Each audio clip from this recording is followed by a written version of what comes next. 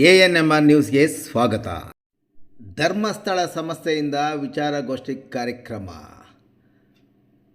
ಚಿಂತಾಮಣಿಯ ಧರ್ಮಸ್ಥಳ ಗ್ರಾಮಾಭಿವೃದ್ಧಿ ಯೋಜನೆ ವತಿಯಿಂದ ಮಹಿಳಾ ವಿಚಾರಗೋಷ್ಠಿ ಮತ್ತು ಸಾಂಸ್ಕೃತಿಕ ಕಾರ್ಯಕ್ರಮವನ್ನು ಚಿಂತಾಮಣಿ ನಗರದ ತಾಲೂಕು ಪಂಚಾಯಿತಿ ಸಭಾಂಗಣದಲ್ಲಿ ಭಾನುವಾರ ಹಮ್ಮಿಕೊಳ್ಳಲಾಗಿತ್ತು. ಕಾರ್ಯಕ್ರಮದ ಉದ್ಘಾಟನೆ ನೆರವೇರಿಸಿದ ಕ್ಷೇತ್ರ ಶಿಕ್ಷಣಾಧಿಕಾರಿ ಉಮಾದೇವಿ ಮಾತನಾಡಿ, ಶಿಕ್ಷಣ ಮಾನವನ ಪ್ರಗತಿ ಆಧಾರವಾಗಿದೆ. ಇದು ಸಮಾಜದ ಹಾಗೂ ವ್ಯಕ್ತಿಯ ಸರ್ವಾಂಗೀಣ ಅಭಿವೃದ್ಧಿಯಲ್ಲಿ ಒಂದು ಪ್ರಮುಖ ಪಾತ್ರವನ್ನು ವಹಿಸುತ್ತದೆ. ಪುಸ್ತಕಗಳು ಒಂದು ದೊಡ್ಡ ಸಂಖ್ಯೆಯ ಶಿಕ್ಷಣದ ಮಹತ್ವವನ್ನು ಮೇಲೆ ಬರೆಯಲಾಗಿದೆ. ಶಿಕ್ಷಣ ದೇಶಭಕ್ತಿಯ, ಶಿಸ್ತಿನ ಮತ್ತು ಉತ್ಪಾದಕ ಮಾನವ ಶಕ್ತಿಯನ್ನು ಸೃಷ್ಟಿಸುವಲ್ಲಿ ಪ್ರಮುಖ ಪಾತ್ರ ವಹಿಸುತ್ತದೆ ಎಂದರು.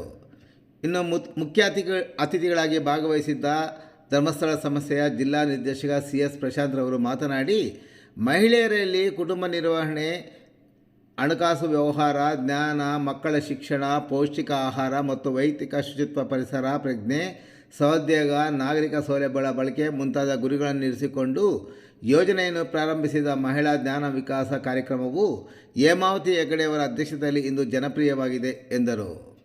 ತಾಲೂಕಿನಲ್ಲಿ 25 ಕೇಂದ್ರಗಳಿದ್ದು, ಆ ಕೇಂದ್ರಗಳಲ್ಲಿ ಹಲವಾರು ಮಾಹಿತಿ ಕಾರ್ಯಕ್ರಮಗಳನ್ನು ತಿಂಗಳವಾರು ಸದಸ್ಯರಿಗೆ ತಲುಪಿಸುತ್ತಿದ್ದು, ಈ ಕಾರ್ಯಕ್ರಮದಡಿಯಲ್ಲಿ ಹಲವಾರು ಯೋಜನೆಗಳಿವೆ. ಗ್ರಾಮ ನೈರ್ಮಲ್ಯ, ಸ್ವಗೃಹ ಯೋಜನೆಯಲ್ಲಿ ಹೊಸ ಮನೆಗಳು ಮತ್ತು ಮನೆ ರಿಪೇರಿ ಯೋಜನೆ, ಸರ್ಕಾರದೊಂದಿಗೆ ಮಾಸಾಶನ, ಕುಟುಂಬಗಳಿಗೆ 750ರಿಂದ 1,000 ಮಾಸಾಶನವನ್ನು ನೀಡುತ್ತಿದ್ದು, ವಿಶೇಷ ಸಾಮರ್ಥ್ಯದ ಮಕ್ಕಳಿಗೆ ಶಿಕ್ಷಣ ಹಾಗೂ ತರಬೇತಿ ನೀಡುತ್ತಿದ್ದು, ಜಲಮಂಗಲ ಕಾರ್ಯಕ್ರಮದಡಿಯಲ್ಲಿ ಅನಾರೋಗ್ಯದಿಂದ ಬಳಲುತ್ತಿರುವವರಿಗೆ, ಆಸಕ್ತರಿಗೆ ಅನುಕೂಲವಾಗುವಂತೆ water bed, walker wheel chair ಮುಂತಾದ ಉಪಕರಣಗಳನ್ನು ಒದಗಿಸುವಂತಹ ಹಲವಾರು ಕಾರ್ಯಕ್ರಮಗಳನ್ನು ಒದಗಿಸುತ್ತಿದೆ ಎಂದು ವಿವರಿಸಿದರು.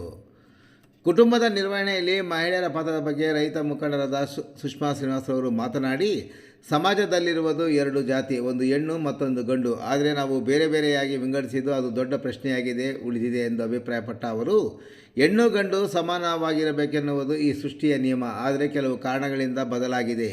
ಹೆಣ್ಣು ಎನ್ನುವುದೇ ಒಂದು ದೊಡ್ಡ ಶಕ್ತಿಯಾಗಿದ್ದು, ಮನಸ್ಸು ಮಾಡಿದರೆ ಯಾವುದು ಸಾಧ್ಯವಿಲ್ಲ ಎಂದು ನಾವೆಲ್ಲರೂ ಒಂದೇ ಎನ್ನುವ ಭಾವನೆ ಬರಬೇಕು ಎಂದರು. ಮಹಿಳೆಯರು ಕುಟುಂಬದ ಜವಾಬ್ದಾರಿ ನಡುವೆ ಒಂದು ಸಂಘಕ್ಕೆ ಕೆಲಸ ಮಾಡುತ್ತಿರುವುದು ಶ್ಲಾಘನೀಯ ಎಂದ ಅವರು, 2 ಕೈಗಳು ಸೇರಿದರೆ ಚಪ್ಪಾಳೆ, 2 ಭಾವನೆಗಳು ಸೇರಿದರೆ ಒಂದು ಭಾವನೆಯಾಗುತ್ತದೆ.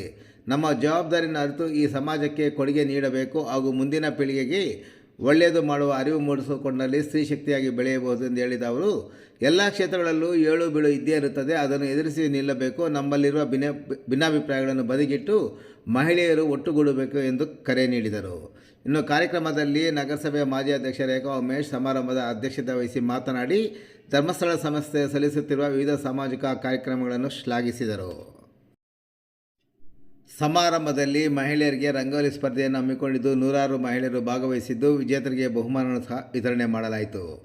ಕಾರ್ಯಕ್ರಮದಲ್ಲಿ ರೈತಪರ ಹೋರಾಟಗಾರರಾದ ಆಯಿಷಾ ಸುಲ್ತಾನ್, ಉಷಾ ಆಂಜನೇಯ ರೆಡ್ಡಿ, ಸತ್ಯಂ ಪ್ರೈವೇಟ್ ಲಿಮಿಟೆಡ್ನ CEO ದಿವ್ಯಾ ಗೋಕರ್ಣ, ಧರ್ಮಸ್ಥಳ ಸಂಸ್ಥೆಯ ಜ್ಯೋತಿ, ರತ್ನಮ್ಮ, ಅಶ್ವಿನಿ, ಆಶಾ, ಲಕ್ಷ್ಮಿ, ಸುಷ್ಮಾ, ಗಂಗರತ್ನ, ನೇತ್ರಾವತಿ, ಸಹ ಉದ್ಯೋಗ ಸದಸ್ಯರಾದ ಸುಕನ್ಯಾ, ಗಂಗರತ್ನಮ್ಮ ಮತ್ತಿತರರು ಕಾರ್ಯಕ್ರಮದಲ್ಲಿ ಭಾಗವಹಿಸಿದ್ದರು.